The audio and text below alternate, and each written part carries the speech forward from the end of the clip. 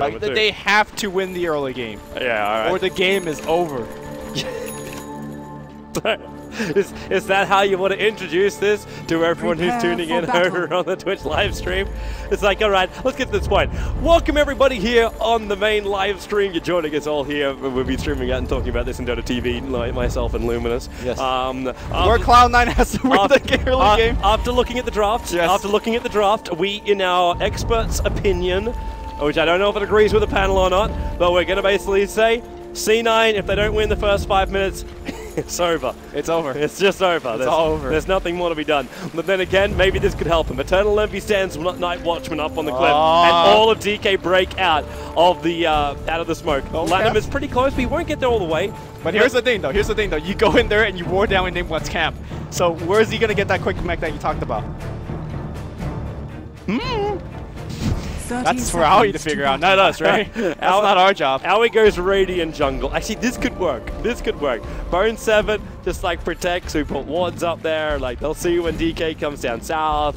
Yeah, and Aoi just stays inside the Radiant jungle, ignoring his jungle. Actually, he kind of has to anyway, which is the worst thing you can say to poor Eternal Envy. Eternal Envy, he got the Storm Spirit, he gets to take a safe lane, nice thing for him, but at the same time, it's a safe lane Storm Spirit, which could easily get zoned out by an Undying. Now, the dual lanes, it looks like we're looking at a DK. They're going to run iceiceice's Undying on this top lane. Paladai is just beating him down with a fist, but it's going to be Lanham and Undying, a dual off lane.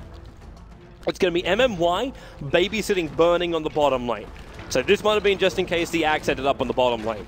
Now, Sing Sing gets to go one-on-one with Mushi in the mid, and that leaves basically our only lanes left with Aoi in the jungle, and that's it. Yep. Yeah, we're gone through everything. Yeah, the most important thing to point out right now is that Cloud9 do not have any sentry wards, so the jungle is blocked for good. Aoi is not going to have a good time at all. So did he go back? He actually went all the way back. Yeah, I mean he really can't jungle in the enemy side. Then again, no, I think he's okay in his own side. Like I've seen Fly use one camp and still be able to farm up level 3 within 4 minutes. So yeah, but you don't pick Enigma to do that, right? No, you pick Enigma to get that quick mech. He's a real flash farmer. Yeah, that's what he's meant to be. We'll see what kind of magic that Aoi could pull out. Meanwhile, on the bottom lane, Spawn 7 Clockwork versus a dual lane. Burning won't really do too much here in terms of killing. Ice top lane, first blood. Yeah, there goes your tree, and he's going to go for more. He actually went for the tombstone up at level 2. Kept the gate going, and Undying. It's a double kill for him. Lanham will be here as well. Pylai die, ready to fight it out. But he's back quickly. That's been a great thing up against iceiceice. Look, he's got 5 points. He's almost at 1,000 life points 1.5 minutes into this game, just because the amount of decay he's throwing out. It's such an aggressive lane. Cass flies out from long range, and DK, I mean, she's going to harass you with decay for days. Speaking of aggression, look at the middle lane. Sing Sing is creep skipping this out. This is his way of battling up against an Ember Spirit. But this is so risky. One support coming in for the drill. The pings are coming out there from Dazzler going, do you want some help? Do you need some help?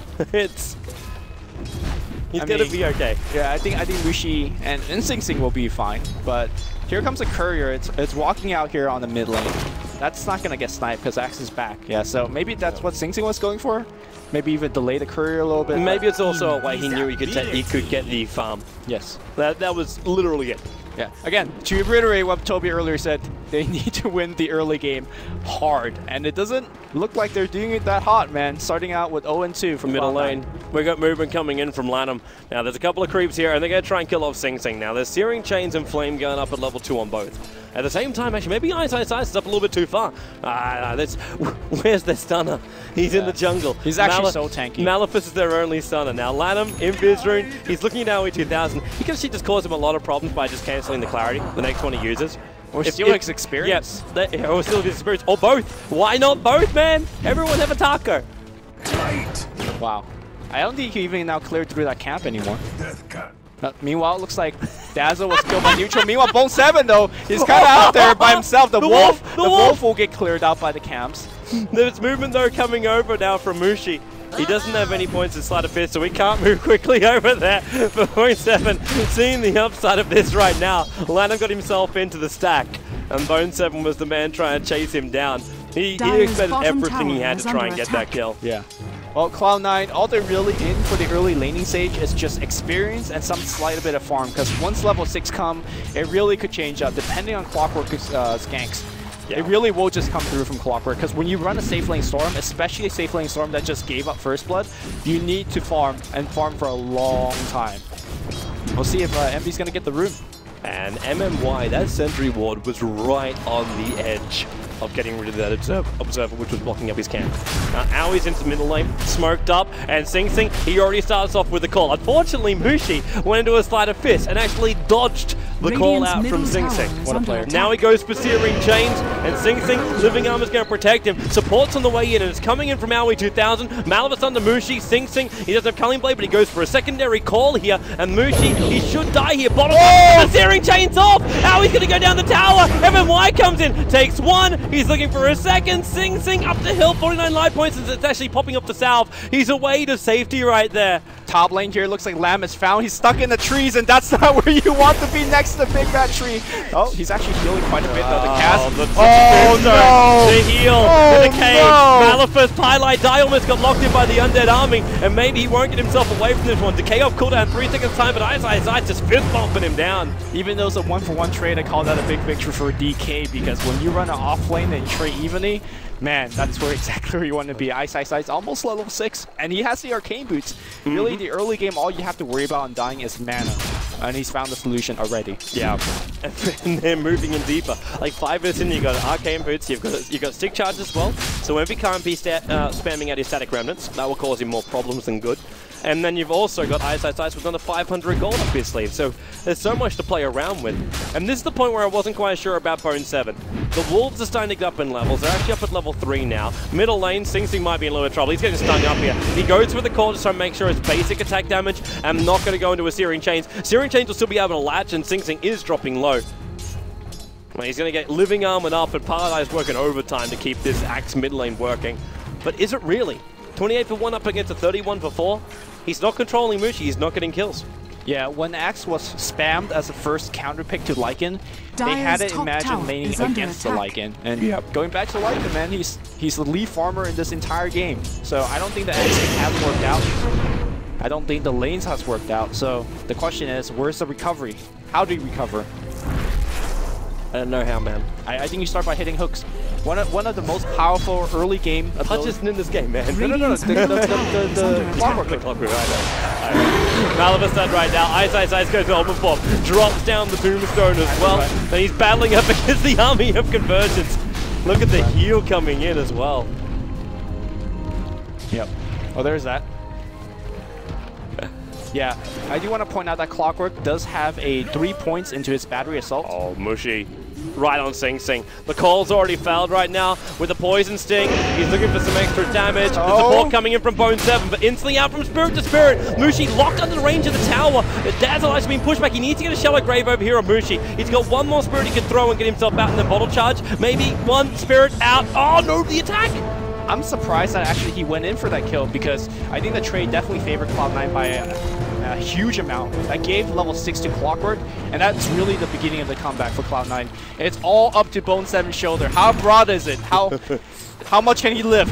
It's gonna be difficult, man. Burning is now getting life on this bottom lane. Is that the full Vlad? Yeah, he's bought the full Vladimir's offering on the bottom lane 7 minutes in. So the pressure towards his bottom tower with just the restoration as well as Vlad's can easily force out the tier 1. And Sing Sing's actually been switched now. Sing Sing's been switched down to the bottom lane. So he's in charge of defense up against DK on the bottom lane. Looks like he's gonna go Vanguard first as a method to actually perhaps reduce a lot of damage coming out from Lycan. And that's going to take away their offensive capability, though. You talked about an early blink to actually set up ganks and kills. Yep. They're looking really over to Bone 7 again. They have no choice right now, though. Yeah. If they need to put him on this bottom lane, and they need to have him being the one to deal with the Wolves. Clockwork can't do it, because he battery assaults and does nothing to them. But Sing Sing spin, that works. Yep. However, up against the entire line for TK, that's a little bit harder with just one axe. I think it's actually safer just to go for a tower trade if you're Cloud9 instead of trying to cook in and defend. And it seems to be that's the conclusion that they have came on to as well. Power's gonna get glyphed, but it's gonna get destroyed quite quickly. Mushi 2 for the kill. Bone7 and iceiceice both gonna get caught out. Searing Chain only on iceiceice, however, and Bone7 realized there is nothing he can do. Cogs won't help him out. iceiceice goes to the hold the spot, and he's still got the 3 levels up in Tombstone. They've taken tier 1 tower and will just force it. Burning in his ultimate form, they fortify their own structures because that's where Aoi, Envy, and Highlight Eye are trying to force. It's a tier 1 tower on the top lane, and then Y rotates over so the heals are real. And Bone7 can't do much. He can try and hookshot him, but they need mass DPs. Top tier 1 tower is gone. But I think they're accepting the trade here. Slider Pit's still cooldown for 2 more seconds, so Mushi's going to go for Bone7. They just get TP top lane, so they want to keep a better controller here. There's still a Spirit on bottom lane if action does break out. So DK can still fight as 5. Oh, and here comes Envy. Why is it still that close? He needs to get out. I think he really just needs to stay up top and just farm. No, this damage does literally nothing. Because the Flame Guard just doesn't care. Yeah. Well. Then again, Envy doesn't really hit that hard either. Flame Guard only blocks magical, so... True, yeah. He was just doing a little bit harass. Well, I mean, Cloud9 is... I think sitting ducks would be a little bit too strong of a word, but they need to actually fight back. Because right now they're just on the floor taking it from DK. Might come from the mid lane here. Here comes another tier 1 tower push. The problem with this lineup is it's so hard to actually for Cloud9 to go in and fight. Because you're fighting into a Tombstone and the massive healing coming out from Witch Doctor and Dazzle. And if there's no fight, yeah, they'll just roll over your towers. And you think like iceiceice's meant to go in there and tank up against that, but he's having his strength basically drained away from him. And not to mention everything else that DK is throwing his way. Like spinning him, like just even 2-3 times during these fights might be lucky for him. And Mushi is waiting for a Sleight of Fist just to Searing Chain him up behind the tower. Just while the creep wave's there too.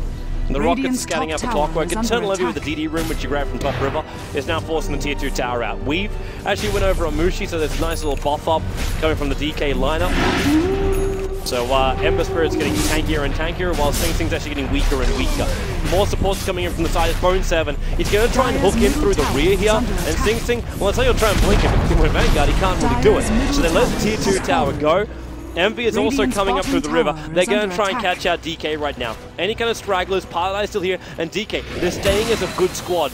Mushi moves down, still there's no vision. Now the Clockwork, hook shots in, he's going to push Burning out to the side. Lana with the main man who was brought down, but the Telegraph will protect him. iceiceice got a nice call off, but again, he's in the middle of an entire lineup of DK that's already pretty damn fat. And one of them being a fight Lycan.